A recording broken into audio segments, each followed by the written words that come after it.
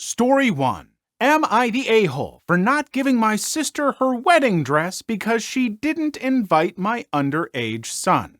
I, 40 male, have a sister, 30 female, who's getting married in a week. The groom proposed to her a year ago at a family dinner that left everyone speechless but very happy for them as they are longtime companions. During dinner, my sister asked my son, 17 male, to make her wedding dress. My son has always loved design and fashion. He took technical courses in these areas and sewing, and even his friends keep asking for his clothes because they're so beautiful. He agreed, but said that he needed time and that he would need her opinion constantly. At first, my sister was very annoyed. My son drew about 50 dress designs in a month, and she only liked one, which he continued with. He sewed it with great quality fabric, which I paid for as I wanted to get involved in a certain way. For 5 months, he made several adjustments to suit her wishes, as she always complained about something. After a while, he arrived at the final model, and it was just amazing. My mother cried seeing my sister in the dress, and I confess that I almost got emotional too. The problem was that last week my son came to talk to me about the wedding invitation that had not arrived for him, but for other family members. I thought maybe he didn't need one, but it still felt weird. I messaged my sister raising this issue, and she replied that she didn't want any underage people at her wedding because there would be alcohol. I asked if she was going to make an exception for my son, but she cut me off and said no. There are no children in our family. My son is the only minor, so I didn't see any sense in this rule for family members. And to make matters worse, my son was very sad and cried because he spent months on this dress and couldn't go to the wedding. I was very upset and told my sister that she should look for another dress as soon as possible, as she would no longer wear the one my son made. She called and yelled at me saying I was being unreasonable and that I couldn't do this. My mother called me saying I should deliver the dress and follow the rules, but I didn't and hung up on her. Because of this, my family is divided. Many agree with me and condemn my sister's actions, saying she could only make an exception, but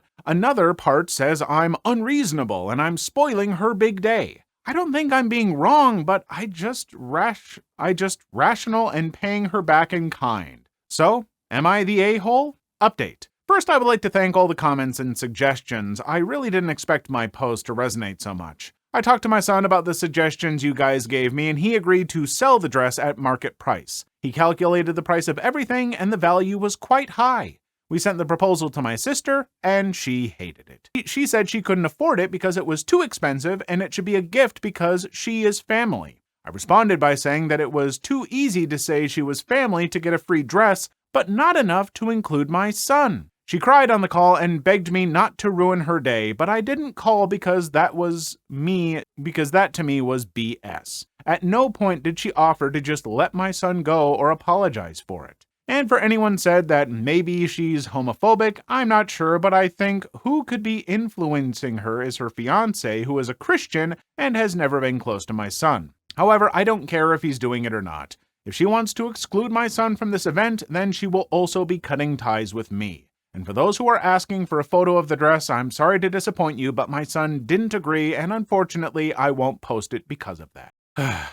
Look, I understand that people, if it's your wedding, you want it to be how you want it to be. And if you want to have a wedding that has no kids, no minors, no people who are underage and can't drink, that is certainly your choice.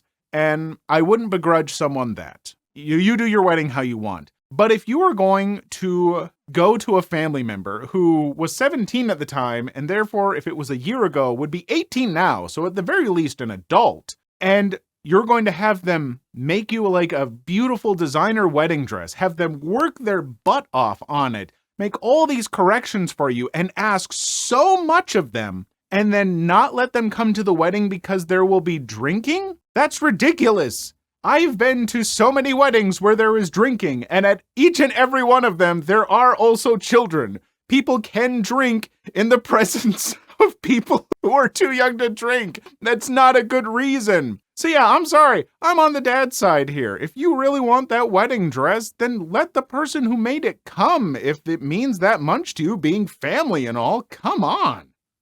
Story 2. You can't have breasts bigger than mine.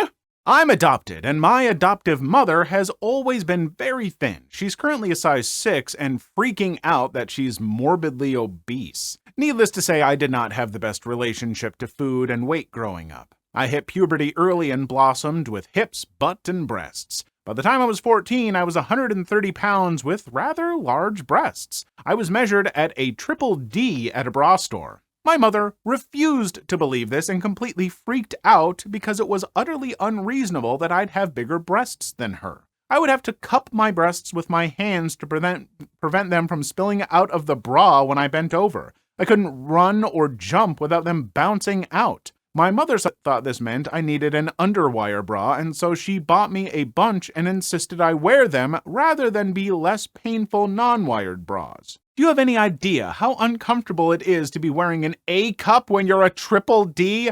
I literally have scars under my breasts, and it decides them from underwire digging in so deeply. It's been years and I'm still not over it. I'm still very bitter and upset. Every time I look at myself naked in the mirror, I see those scars on my side and I get angry. As well you should. You should be angry because your adoptive mother, it sounds like your adoptive mother has some issues with her own body and some stuff that she needs to work through with a therapist. And I can feel for her in that regard, but to take it out on a teenager and I'm certain not only give you physical scars, but yeah, like you said, your relationship with food was kind of goofed up. It was probably kind of traumatic in some ways, and that's not cool. I don't care what issues that mother was dealing with. You can't project that onto your kids. If you go to a store, get measured, and they say it's a triple D, you can't put a kid in an A cup. That is borderline abuse, I would say. You don't know better than the actual measurements and stuff, and that's not okay. Folks, you can have issues. It's okay. Everyone does, and it's okay to be able to work through them, but you do have to be careful about putting that stuff on your kids. Story 3. Neighbor won't turn his floodlights off. Some years ago, we had some new neighbors move in next door. Nice enough people, but we had a problem with them. The husband traveled a lot, and his wife was afraid of just about everything. The dark, thunderstorms, you name it. The problem was the floodlights over their garage doors. She would leave them on all night, every night, even though you couldn't see them from inside of their house. They were positioned such that they would shine into our bedroom at night. We were not able to block them effectively with our curtains. We asked them politely several times if they could turn them off at night since they served no effective purpose. They adamantly refused. I offered to pay for a timer that would control them. No way they would consider it. I thought about taking the bulbs out, shooting them out with my pellet gun, etc. The solution that I arrived at was to simply loosen them up enough that they wouldn't come on. Since they couldn't see them from inside the house, it was about 5 to 6 months before they realized that they were not working. They screwed them back in. I waited a couple of weeks and unscrewed them again. Another few months went by. Finally, one day my neighbor asked me if I ever had any trouble with my outdoor lights. I told him yes, as a matter of fact, I did. I said that they would loosen up occasionally and I would have to re-tighten them. I blamed it on the vibrations from the traffic on our street. He said that he had the same problem. I told him that I finally just gave up and left them off. He eventually did the same. We were happy with the final outcome and we were able to keep peace in the neighborhood. Thumbs up. Brilliant plan, and you handled it in a way where it didn't even get contentious or anything like that. Yeah, you lied to them and tricked them and everything, but they were unreasonable. You asked them politely to, reposition them or turn them off at night or something.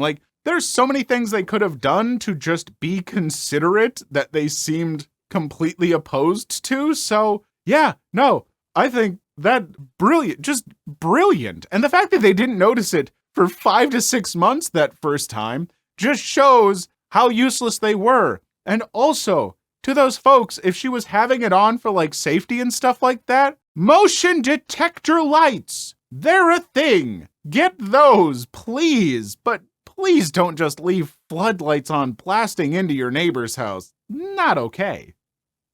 Story 4. Husband who dumped me now pays me not to file for divorce. My husband of 25 years decided he wanted to split up. I unsuccessfully begged him to change his mind and spent a lot of nights crying on the bathroom floor. One thing to note is that I carry the health insurance for the family. He is self-employed.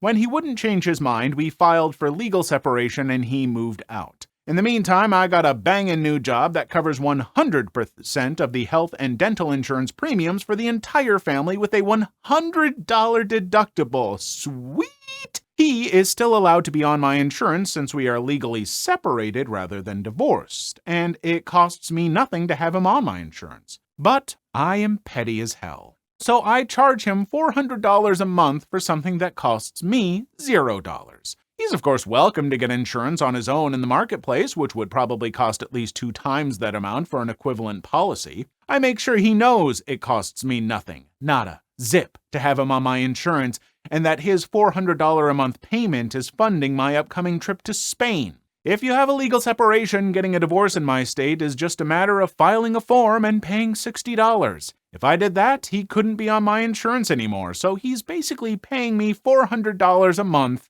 not to file for divorce after not wanting to be married anymore. I love it. Edited to respond to comments. This approach was approved by my family law attorney, my estate attorney, his attorney, my health insurance company, and my employer. So if you know better than all those parties combined, have at it. I reported the income to the IRS. People who say things like, "But what about alimony?" clearly don't understand how any of this works. I can't look at the comments anymore. Just too many. Well, you want to know who doesn't understand how all that stuff works? This guy right here. Not a clue. And so if you say so and all your lawyers say so, fine. I mean, like you said, if he wanted to get insurance elsewhere, it would cost him probably twice as much. And so, yeah, you know what? It's a good deal for him. It's a good deal for you. Yeah, I say make some money off of it. He's the one who wanted to separate and all that. And, you know, eventually I'm sure you will want to actually file that divorce and move on with your life. And that money won't be worth it to you. Like,